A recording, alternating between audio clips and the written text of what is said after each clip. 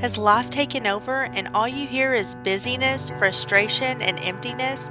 You feel so overwhelmed by the daily demands that you just need a few moments to sit at the feet of Jesus. Let us take you to a place of serenity as Julie and her co-host share thoughts and devotions from the patio. Good morning. Welcome to the patio. I hope we don't get blown away. The umbrella may fall over, the wind chimes, may take a crash. It's pretty windy out here, but it's beautiful. And we're enjoying a great morning together.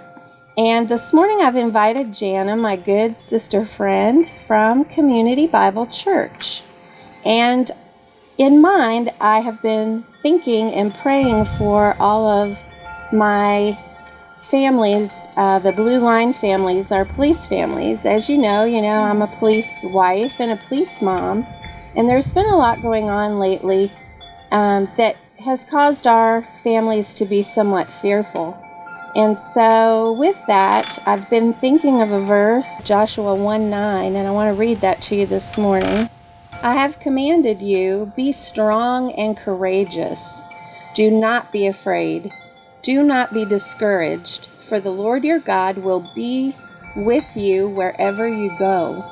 And this morning, that's the encouragement I want to give, is not to be fearful that God is with you, no matter where you go. And so with that, we need to fight. What is it that a pastor's wife does to fight? Ephesians 6, just 10 through 12, finally be strong in the Lord and in the strength of his might. Put on the full armor of God so that you will be able to stand firm against the schemes of the devil. For our struggle is not against flesh and blood, but against the rulers, against the powers, against the world forces of this darkness, against the spiritual forces of wickedness in the heavenly places. Verse 12 is something that has always stuck out to me really about just that concept of we aren't fighting what we see, even though that's seems easier to fight it because that's it's okay, that's what we know, that's what we actually tangibly see. And I think I just even think for myself, how easy it is if I'm struggling with something. It's so much easier to talk to my husband and cry about it, or call my sister, or try to figure out, what the solution is. And I find myself going to those things first, and then I'll have this part of me that's hi, there's probably something spiritual going on here, and I need to be in prayer, and I need to be seeing what the truth of God's word is for this, and that's actually how we fight.